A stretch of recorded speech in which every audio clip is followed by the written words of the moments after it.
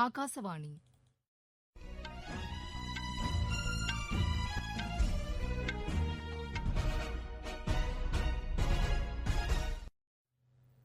செய்திகள் வாசிப்பவர் வாணி ஸ்ரீராம். தலைப்புச் செய்திகள்.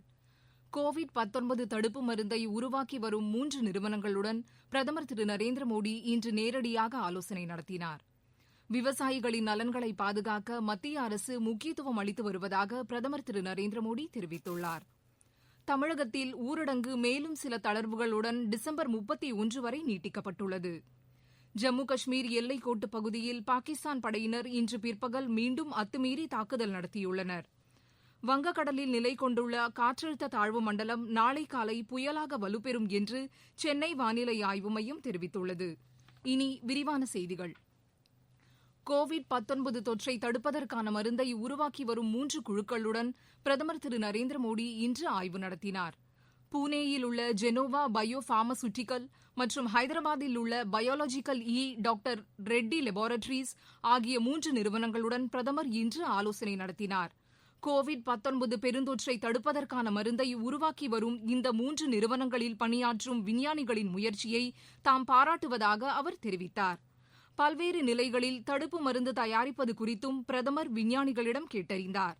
தடுப்பு மருந்து தொடர்பான ஆலோசனைகளையும் கருத்துக்களையும் மருந்து கட்டுப்பாட்டு விதிமுறைகள் குறித்தும் விரிவாக ஆலோசனை நடத்தி அரசுக்கு உதவுமாறும் பிரதமர் கேட்டுக் கொண்டார். தடுப்பு மருந்துகள் குறித்து பொதுமக்கள் சுலபமாக புரிந்து கொள்ளும் வகையில் எளிய மொழி நடையில் விழிப்புணர்வு வாசகங்களை தெரிவிக்க வேண்டும் என்று அவர் கூறினார். நாட்டின் அனைத்து பகுதிகளுக்கும் தடுப்பு மருந்தை விரைவாக கொண்டு செல்வதற்கு போக்குவரத்து உள்ளிட்ட விஷயங்கள் குறித்தும் பிரதமர் தடுப்பு மருந்து ஆய்வுக் குழுக்களுடன் விவாதித்தார். பல்வேறு கட்டங்களில் மனிதர்களுக்கு இந்த தடுப்பூசி மருந்துகள் போடப்பட்டு ஆய்வு செய்யப்பட்ட விவரங்களை 1 மாதத்திற்குள் தயாரிக்க நடவடிக்கை எடுக்குமாறு பிரதமர் கேட்டுக் கொண்டார். இந்த நிறுவனங்கள் உள்நாட்டு தேவையை மட்டும் கருத்தில் கொள்ளாமல் கோவிட்-19 தடுப்பு மருந்துக்கு உலகளவில் எழுந்துள்ள தேவையை கருத்தில் கொண்டும் தங்களது உற்பத்தியை அதிகரிக்க வேண்டும் என்றும் பிரதமர் திரு நரேந்திர மோடி கோவிட்-19 தடுப்பு மருந்து தயாரிப்பில் ஈடுபட்டுள்ள நிறுவனங்களை கேட்டுக் கொண்டார். விவசாயிகளின் வருமானத்தை இரட்டிப்பாக்குவதற்கும் பாரம்பரிய விதைகளை பாதுகாப்பதற்கும் விவசாய பொருட்களை சந்தைப்படுத்துதல் மற்றும் காப்பீடு வழங்குவது தொடர்பான அனைத்து நடவடிக்கைகளுக்கும் மத்திய அரசு முக்கியத்துவம் அளித்து வருவதாக பிரதமர் திரு நரேந்திர மோடி கூறியுள்ளார். வாரணாசியில் 2447 கோடி ரூபாய் மதிப்பிலான தேசிய நெடுஞ்சாலையை திறந்து வைத்து அவர் பேசினார். நாட்டில் ஏழை மக்கள் பயன்பெறும் அளவிற்கு உள்கட்டமைப்பு வசதிகள் மேம்படுத்தப்பட்டு வருவதாகவும் வேலைவாய்ப்பு அதிகரிக்கப்பட்டு வருவதாகவும் அவர் தெரிவித்தார். தமது தொகுதியான வாரணாசியில் நடைபெறும் பண்டிகை விழா கொண்டாட்டங்களில் பிரதமர் திரு நரேந்திர மோடி கலந்து கொண்டுள்ளார். ஷாங்காய் ஒத்துழைப்பு கூட்டமைப்பு நாடுகளின் தலைவர்கள் கூட்டம் குடியரசு துணைத் தலைவர் திரு வெங்கையா நாயுடு தலைமையில் இன்று நடைபெற்றது. 2017ஆம் ஆண்டு இந்த அமைப்பு உருவாக்கப்பட்டதற்கு பிறகு இந்தியா தலைமையேற்கும் முதலாவது ஷாங்காய் உச்சி மாநாடு இதுவாகும்.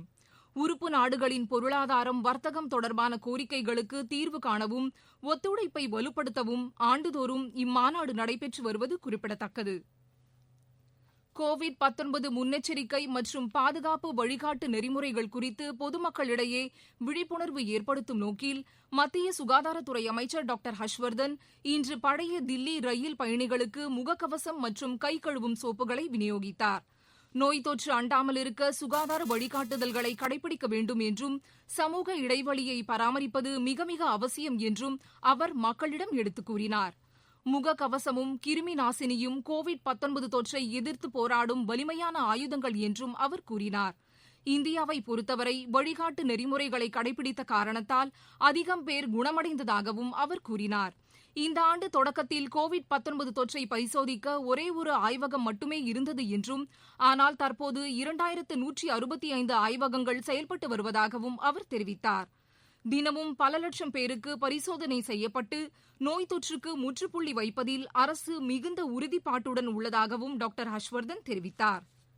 நீங்கள் கேட்டுக்கொண்டிருப்பது ஆகாசவாணியின் செய்தி அறிக்கை.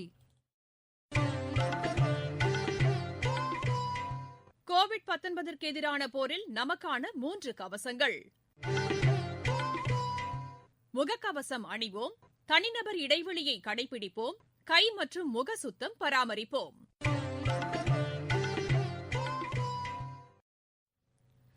தமிழகத்தில் கோவிட் ஊரடங்கில் மேலும் சில தளர்வுகளை முதலமைச்சர் திரு எடப்பாடி பழனிசாமி அறிவித்துள்ளார். இந்த தளர்வுகள் டிசம்பர் 31ஆம் தேதி நள்ளிரவு 12 மணி வரை நீட்டிப்பு செய்யப்பட்டுள்ளதாக அவர் இன்று வெளியிட்டுள்ள அறிக்கையில் தெரிவித்துள்ளார். இதன்படி அனைத்து கல்லூரி மற்றும் பல்கலைக்கழகங்களில் இளநிலை இறுதியாண்டு வகுப்புகள் டிசம்பர் 7ஆம் தேதி தொடங்க அனுமதிக்கப்பட்டுள்ளது.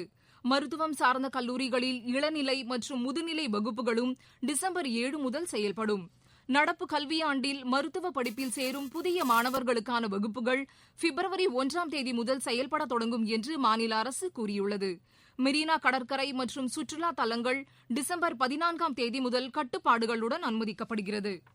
உள் அரங்குகளில் 50% இருக்கைகளுடன் அதிகபட்சமாக 200 பேர் வரை நாளை முதல் அனுமதிக்கப்படுகிறது. கட்டுப்படுத்தப்பட்ட மண்டலங்களுக்கு இந்த தளர்வுகள் பொருந்தாது. பொதுமக்கள் வீட்டை விட்டு வெளியே வரும்போது முகக்கவசம் உள்ளிட்ட கோவிட் கட்டுப்பாட்டு விதிமுறைகளை கடைபிடிக்க வேண்டும் என்றும் முதலமைச்சர் திரு எடப்பாடி பழனிசாமி தமது உத்தரவில் குறிப்பிட்டுள்ளார். ஜம்மு மற்றும் காஷ்மீர் யூனியன் பிரதேச எல்லைப் பகுதிகளில் பாகிஸ்தான் ராணுவத்தினர் இன்று மீண்டும் அத்துமீறி துப்பாக்கிச்சூடு நடத்தியுள்ளனர்.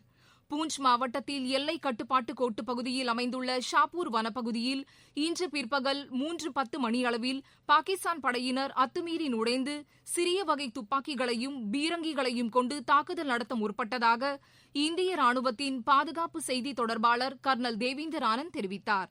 இந்திய பாதுகாப்பு படைகள் விழிப்புடன் இருந்து பாகிஸ்தானிய படைகளின் ஊடுருவலை வெற்றிகரமாக தடுத்ததுடன் தக்க பதிலடி கொடுத்ததாகவும் அவர் தெரிவித்தார். இந்த சம்பவத்தின் போது பொருட்சேதமோ உயிர்ச்சேதமோ குறித்து இதுவரை எந்த தகவலும் இல்லை என்று எமது செய்தியாளர் தெரிவிக்கிறார். தமிழகத்தில் இன்று 1410 பேருக்கு கோவிட் தொற்று உறுதி செய்யப்பட்டுள்ளது. சென்னையில் மட்டும் மேலும் 385 பேர் பாதிக்கப்பட்டுள்ளனர்.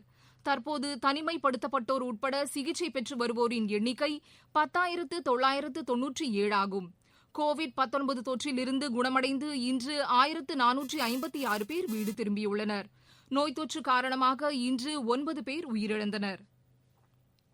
வங்கக்கடலில் நிலை கொண்டுள்ள காற்றழுத்த தாழ்வு மண்டலம் நாளை காலை புயலாக வலுப்பெறும் என்று சென்னை வானிலை ஆய்வு மைய இயக்குநர் திரு புவியரசன் தெரிவித்துள்ளார். சென்னையில் இன்று செய்தியாளர்களிடம் பேசிய அவர், புயல் காரணமாக அடுத்த 48 மணி நேரத்திற்கு தமிழகத்தில் ஒரு சில பகுதிகளில் மழை பெய்யக்கூடும் என்றார்.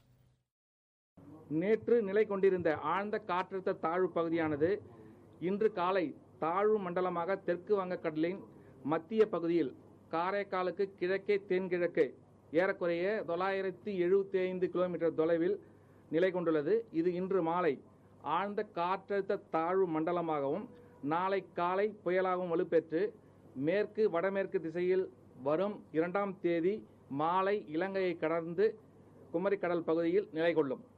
இதன் காரணமாக நாளை தஞ்சாவூர், திருவாரூர், நாகப்பட்டினம், புதுக்கோட்டை, சிவகங்கை, ராமநாதபுரம், திருநெல்வேலி, தூத்துக்குடி, கன்னியாகுமரி மாவட்டங்களில் ஓரிரு இடங்களில் கனமழை பெய்யக்கூடும்.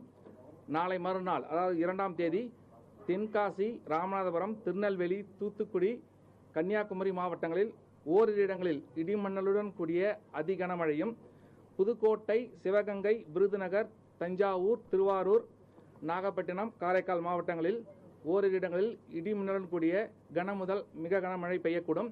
இந்த கடலோர மாவட்டங்களில் காற்று மணிக்கு 45 முதல் 55 கிலோமீட்டர் வேகத்தில் இடையிடையே 65 கிலோமீட்டர் வேகத்தில் வீசக்கூடும்.